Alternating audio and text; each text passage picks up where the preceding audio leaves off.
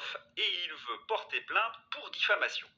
Mais pourquoi veut-il porter plainte pour diffamation, Michel Onfray? Eh bien, parce qu'une auditrice lui rappelle les propos que je vous ai moi-même rappelés vendredi. C'est-à-dire qu'il a comparé les non-vaccinés à des propagateurs de sida, des agresseurs de jeunes filles. Alors attention, agresseurs de jeunes filles, c'est pas tout à fait l'expression qui est employée dans la vidéo, mais pour des raisons, comment dirais-je, de sujet, j'utilise des euphémismes. Donc, retenez bien l'expression agresseur de jeunes filles.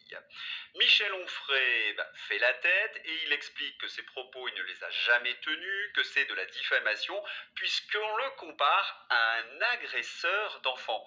Jeune fille, enfant. En effet, il n'a jamais dit agresseur d'enfants, mais agresseur de jeunes filles. Alors, l'auditrice essaie de corriger, mais Michel Onfray en accure. Il continue à dire « Je vais porter plainte pour diffamation. Vous m'accusez d'avoir dit agresseur d'enfants. » Je vous mets la vidéo, vous pourrez constater les mensonges en direct de Michel Onfray. Mais ce qu'il y a de fabuleux dans cette transformation agresseur d'enfants à agresseur de jeunes filles, c'est ce qu'on appelle un corax. Oui, c'est une façon de se défendre. Je vous donne la définition simple d'un corax, c'est l'exagération de l'accusation, donc pour la rendre peu crédible, voire absurde. Vous êtes accusé d'un meurtre particulièrement odieux et vous dites quoi? Moi j'aurais pu commettre cette chose tout à fait immonde. Et ben voilà, c'est ça le corax. Alors vous avez un très beau tableau qui représente Rodogune, parce que c'est là où j'ai découvert pour la première fois ce que c'était qu'un corax. J'explique 2 secondes cette magnifique pièce de Corneille. Il y a une reine, Cléopâtre. Attention, c'est pas Cléopâtre, reine d'Égypte, c'est Cléopâtre, reine de Syrie, parce que Cléopâtre, c'est un nom grec, qui a 2 fils. Elle veut conserver le pouvoir, elle doit normalement les rendre à ses enfants, et bien pour conserver le pouvoir, elle est prête à assassiner ses propres enfants. Et lorsque son complot est découvert, elle utilise le corax. Comment, moi, une mère, je veux assassiner mes enfants? Et oui, cela paraît peu crédible, et elle s'en sort comme ça. Vous avez compris, le corax ne peut être utilisé que par des gens qui ont commis donc des fautes, par des criminels. Lorsque vous êtes une honnête personne, vous ne pouvez jamais utiliser un corax. Donc Michel Onfray exagère la thèse adverse, il a bien prononcé les mots agresseur de jeune fille, il rend ridicule les propos donc de l'auditrice en disant agresseur d'enfants. Il répète plusieurs fois. Cela vous donne une idée de l'honnêteté du personnage. Pris en flagrant délit, il ne veut pas reconnaître ses torts. Et puis Michel Onfray a fait la même chose avec la délicieuse Alexandra Orion-Caude.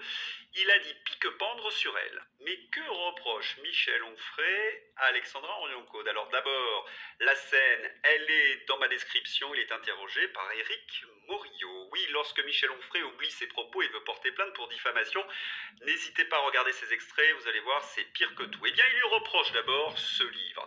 Tous les lecteurs qui ont eu beaucoup de succès, on lui fait remarquer, Éric Morillo lui fait remarquer, mais attendez, le livre a eu beaucoup de succès. Et Michel Onfray dit oui, mais les gens sur Internet n'apprécient que des choses débiles, les petits chiens, les petits chats, les petites fleurs. Voilà, c'est son discours, vous pouvez l'entendre. D'abord, on lui fait remarquer que ce ne sont pas des petits chiens, des petites fleurs, etc. C'est un livre de science qui a été écrit par une spécialiste surdiplômée. Parce que Michel Onfray, évidemment, il est pris en quelque sorte par une ancienne parole. Il avait dit oui, je ne discute pas avec des gens qui n'ont pas le niveau en quelque sorte d'un élève de 4e. Alexandra Orion-Caude, le niveau 4e, elle l'a quand même dépassé. Alors, Michel Onfray, pour se défendre, toujours dans la mauvaise foi et le mensonge, il compare Alexandra Orion-Caude à Lysenko. C'est très intéressant ça, parce que on lui dit surdiplômé scientifique, il pense Lysenko. Lysenko est en effet un chercheur soviétique qui a raconté à peu près n'importe quoi. La seule chose qu'oublie Michel Onfray, c'est que Lysenko n'est pas surdiplômé. Mais il oublie, Michel Onfray, que Lysenko, justement, c'est pas du tout un scientifique. C'est un jardinier qui a pris quelques cours du soir et qui est devenu ingénieur agronome. Et qui a remplacé donc les vrais chercheurs russes. Mais ils étaient où ces chercheurs russes? Oh, ils sont allés souvent finir à la Colima, c'est-à-dire dans le goulag. Et oui, Staline a remplacé tous ces universitaires, il y a eu des purges entre 35 et 37, et il les a remplacés par des ouvriers chercheurs. Et Lysenko n'ayant pas le niveau, eh bien, il a commis ces fameuses théories complètement fumeuses. Lysenko, c'est un véritable charlatan. Donc la comparaison avec Alexandra Orniankode est particulièrement honteuse. Et lorsqu'on lui fait quand même remarquer que c'est une grande chercheuse, il explique qu'elle ne peut pas être une grande chercheuse. D'abord, il la diffame en expliquant que c'est une catholique intégriste, complotiste. Eh bien, Alexandra Orniankode devrait porter plainte contre Michel Onfray parce que si Alexandra Orniankode est catholique, elle n'est pas intégriste. Quant à complotiste, j'ai l'impression que c'est de l'autre côté qu'il y a de véritables complotistes. Tous ceux qui en effet étaient les attachés de presse de Pfizer, à mon avis, ils ont participé à un complot. C'est à vous de me le dire, hein, je n'affirme rien, bien évidemment. Et lorsqu'Éric Morillo lui dit non mais c'est pas tout à fait vrai, il explique Michel Onfray, que lorsque vous êtes chrétien, vous ne pouvez pas être scientifique. C'est très intéressant parce que on va revenir à Trofim Lysenko. C'est le gars qui a remplacé de véritables chercheurs et qui a produit de fausses théories. Et c'est peut-être le temps de rappeler à Michel Onfray que science sans conscience n'est que ruine de l'âme. En effet, si vous n'avez pas une transcendance, si vous n'avez pas l'œil de Dieu qui vous regarde, eh bien, vous risquez de tomber dans le cynisme et par exemple de vendre des produits qui ne sont pas très sains pour la population. À partir du moment où vous avez votre petit business, vous n'en avez cure des autres. Je crois que je suis assez clair. Donc, si je fais le bilan de Michel Onfray, il ment, il diffame, il utilise le corax, hein, l'argument des voyous, il utilise l'argument ad nominem et il est le défenseur de l'apartheid. Mieux, il veut interdire aux chrétiens de faire de la science. Eh bien, on va lui montrer peut-être ce que cela donne, ces scientifiques sans conscience. Yuval Noah Harari, vous savez, le conseiller de Klaus Schwab, la révolution de l'intelligence artificielle commence à créer la classe inutile. Heureusement qu'il existe des savants qui sont capables de se dresser, de se lever contre les projets déments de Davos 2030 ou de l'industrie du Big Pharma. C'est pour cette raison que nous remercions chaque jour Alexandra Orniankode pour son livre. Oui, grâce à elle, les Français ont été avertis de ce qui se tramait. Et puis je voudrais terminer ce petit exposé sur Michel Onfray par la dernière phrase qu'il prononce à André Berkoff. Voilà la façon de penser de ces gens-là. Il s'adresse à l'auditrice qui lui rappelle ses propos. La façon de penser de ces gens-là, bien, vous reconnaissez l'inversion accusatoire. Elle dit la vérité, il dit des mensonges, et il l'accuse évidemment de mal penser. C'est QFD.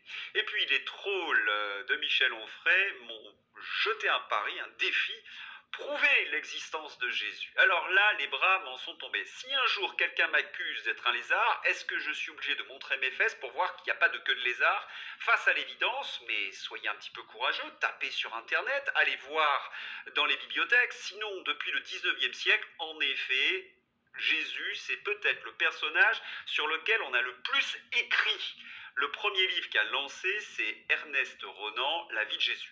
Et oui, Ernest Renan est le premier universitaire à avoir considéré Jésus comme un personnage historique. Et je trouve d'ailleurs assez malvenu, alors que nous sommes en train de fêter Noël, le mois de décembre est un mois particulier, que Michel Onfray choisisse ce mois pour sortir ce livre, pour animer ce genre de débat. On peut se poser en effet les questions de ses intentions. Et puis, il y a quelque chose d'assez gênant. Si un type m'accuse d'être un lézard, est-ce que je dois forcément montrer mon derrière pour voir qu'il n'y a pas de queue? Parce que là, nous sommes dans l'évidence. Alors, malgré tout, j'ai répondu au défi et j'ai trouvé peut-être l'article qui synthétise le mieux la recherche. Jésus a-t-il vraiment existé? Les arguments des historiens face à la thèse mythiste. Née à la fin du XVIIIe siècle, la thèse mythiste conteste la réalité historique de Jésus. C'est sur cela que Michel Onfray s'appuie. Si elle a suscité et suscite encore de nombreux débats, Michel Onfray, elle se trouve aujourd'hui largement décrédibilisée. Sémitistes sont tous évidemment anticléricaux, c'est à la fin du XVIIIe siècle, c'est le milieu athée, et ils ont pour but, vous l'avez bien compris, de saper les fondements de la civilisation occidentale. Michel Onfray en est un digne héritier. Et puis pour ceux qui sont passionnés, eh bien, il suffit de cliquer sur Internet, vous avez accès à des milliers d'articles sur la question, au niveau de l'archéologie, de l'étude des textes, ou voire des historiens comme Flavius Joseph. Donc, comme le montre l'article du Monde, il n'y a plus de doute sur l'existence d'un personnage qui s'est appelé Jésus. Quant aux chrétiens, nous sommes en train de fêter Noël et je trouve très malvenu certaines remarques assez méprisantes de notre petit Jésus dans la crèche. J'ai presque envie de vous dire, allez vous faire voir ailleurs. Et puis, il y a eu Depardieu. Alors, Depardieu, il y a des féministes